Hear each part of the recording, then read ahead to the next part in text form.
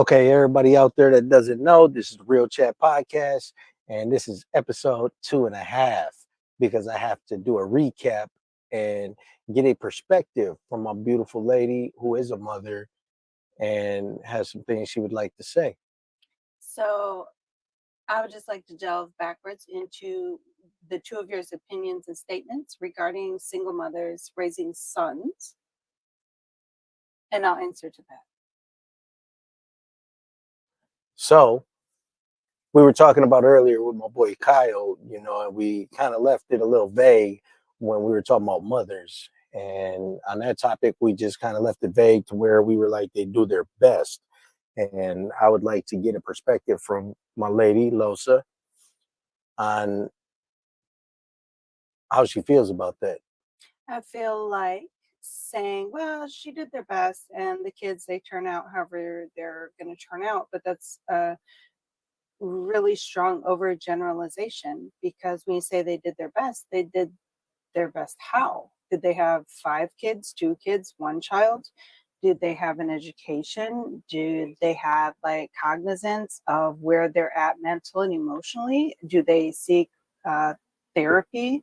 So to just say, well, they did their best and I turned out this way, I think it's just in stark contrast to people who have the wherewithal to understand that, maybe they grow up in a lifestyle that is just wrought with crime, drug dealing, anything, doing drugs, prostitution, everything, and to just say, well, they did their best and it turned out this way. Yeah, but were there any other advantages or disadvantages, for this child? Like me, for myself, I've given my son every he's not lacking anything. He does not grow up in an environment that I grew up in. He has grown up in households that were safe. Did I always have the best partners around him? No, I did not.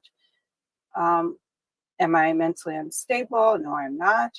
There are just a lot of more factors that go into raising a child, just to be like, oh, well, they did their best and that's okay. And this is what it is, because it isn't what it is. I've done my best, but at the same time, my best also still included partners that weren't good for him or good for me.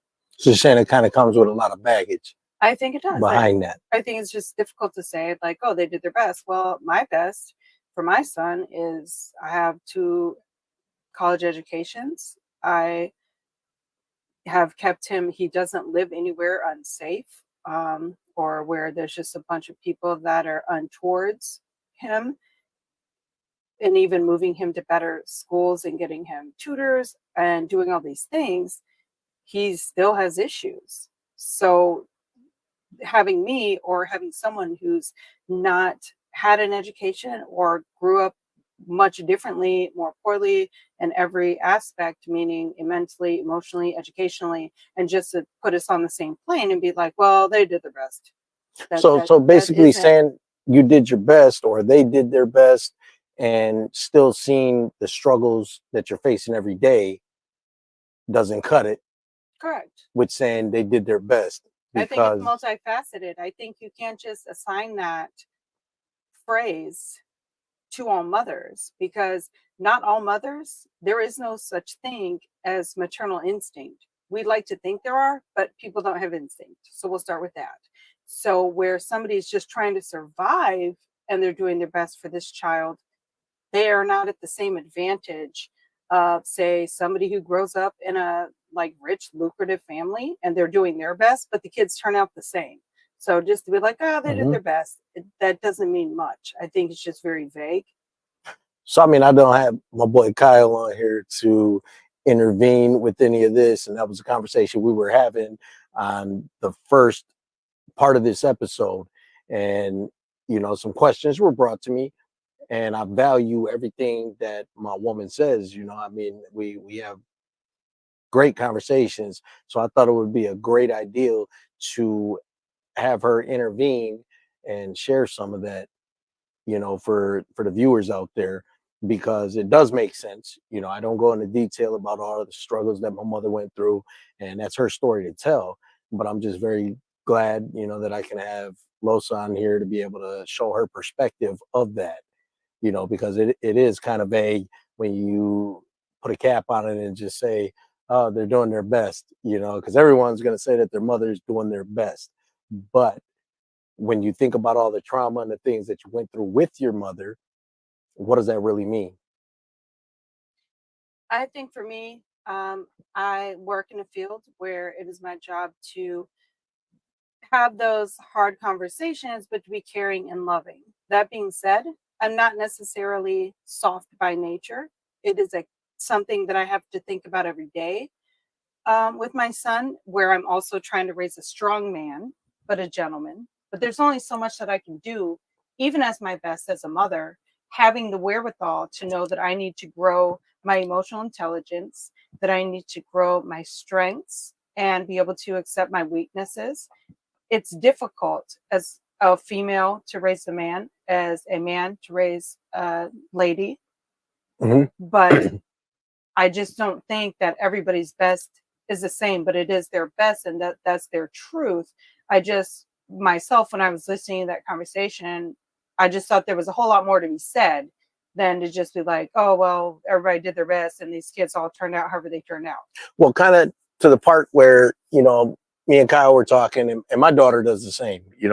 It's kind of like the princess around here. And Kyle made the comment that, his daughter pretty much runs the show. And there was something that needed to be said about that, you know, that my lady and I were speaking about afterwards. And part of that is just raising a strong woman, Yeah. raising a strong daughter, A you daughter know. who stands on her values, who has self-worth. Yeah, it's cool that they're pretty and they're funny and they're cute. But again, at some point, and this is far-fetched and it's crazy nowadays how out of touch, if you watch podcasts and other things, and when there are men interviewing females, and they will say, quoting themselves, that they consider themselves high value females. And the people say, like, oh, well, hey, well, how much does this man need to make? What does he need to bring to the table? Oh, well, he needs to make 300 grand a year. He needs to drive this. We need, a mansion. But then conversely, when asked, what do you bring to the table? Oh, I don't need to explain what I bring to the table. Well, no, because here's the thing. If you're a high value female, you make your own money, you take care of yourself. I'm not saying doing Botox and getting fake lashes, all those things. I mean, you take care of yourself in your mind, your mental health, your physicality, all these things, you take care of those things. Really, a lot of times you've already brought everything. So that man already knows ahead of time. You're not looking for his money or any of these things. You offer support, you be loving, you be intelligent, you live in your own life, you have separate lives. That's how you guys came together. Because what's fun about being together when two people are high value, they have good stories for each other. What went on and what went on in each of their separate lives to bring it Yes. together. It's not a dependent relationship. And that's, I think, a lot of times when girls, not anyone specific in particular, when girls get these, these princess complexes, they don't feel like they need to bring anything to the table. But at the same time, some of them might be those same type of girls where they say out loud, like, hey, he only wants one thing. No, is all that you brought to the table was that one thing. And you Or think that did they you become bring, undervalued. or did you bring more to the table? Because if you're offering a high value man and seeking from him too high value things, he doesn't only want that one thing. He understands already ahead of time that all females possess the one thing. What they want is peace of mind, not stress. They don't need your money, just like you don't need theirs. They know that you want their time, you value their energy, their input, and that you want growth, and that you spend time working on yourself to make yourself a high value woman, not for other men, for yourself. And that's what's intriguing on both sides of the gate.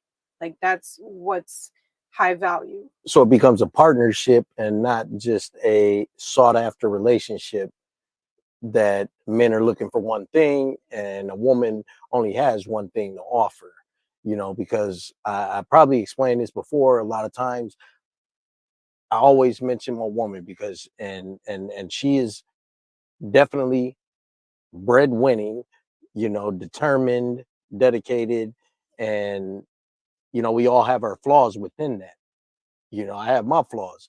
I try to do the best I can. Do I hold my temper all times? No, I don't. Do I know how to react to certain situations at all times? No, I don't. And that's the thing. When I guess, with our daughters and the conversation that we're having, not developing a strong woman, they're gonna bend and heed to that. That's all they have to offer, so therefore they can run the show and do whatever they want. And I think that's where a lot of relationships go wrong. Men only accept and they only seek what is offered, what you have to offer. So for girls who only bring, they get their makeup done every week, their hair done every week, and they're not bringing even, we'll say, what I would call minimal values. So let's say good conversation, Mhm. being educated, let's say seeking adventure, doing fun things, being open to new things. And those would be the bare minimums. So if somebody's not even bringing that and all they have is to put their nanny on the table, it's not because that man is only seeking that and that's all he wants. No, sister, that's all you brought to the table. So they'll take what you brought to the table. And that's where they're going to meet you, is where you're at. So when you're not growing and learning whatever, that's what they're going to accept from you. And it's not because that's all they're looking for. It just means that's all you brought. Makes sense. And for those of you that are listening and are chiming in on the podcast, a little bit about our story is, I dated my woman 18 years ago, over 18 years ago now. And she brought a sense to me where, people come into your life for certain reasons, whether it be good, whether it be bad, whether it be to learn or take away. And when she came into my life, the one thing that she always did was bring value, because we, I won't go into detail about everything, but she brought value and taught me a lot of things. And the one thing that she did teach me was that she wasn't going to put up with my shit. So we didn't work out. She wasn't putting up with my shit and disappeared for many, many years. And now she's back. But what was one of the first I'm not things? back, you found me. Well, I definitely found her. But what was one of the first things that I said to you when, we decided to jump back onto this journey? So when we were starting What did I have to talk, offer? Justin literally was just like, look, I've got like good conversation and I can listen to you. And again, as a high value woman, I wasn't seeking more than that. Yes, So definitely. where, another man might want to be like, yeah, well, I make six figures. I have a mansion. I have this, and that. Cool, brother. I don't need none of that shit because I already provide for myself. I bring all that shit to the table. I'm not afraid to eat alone. So understand when somebody's just forward and they're honest. And he was at a place where, that is what he had to offer me. He had good conversation and support, a listening ear. And that was really, mostly the only thing I needed, because I could find men who can pay for shit, but I don't need men to pay for shit. I can find men who want to try to schmooze and do all these things, but those are unnecessary for me. I'm grown. I need nothing. So we need building blocks. Correct. Building blocks, something to build on, something to establish a foundation, where there's going to be boundaries. And that's exactly what, me and Kyle started off talking about, was self-awareness and boundaries and creating all that, and we didn't really get into detail with a woman's perspective. So I'm very glad that I was able to get upstairs and listen and be open to listening to what Losa had to say.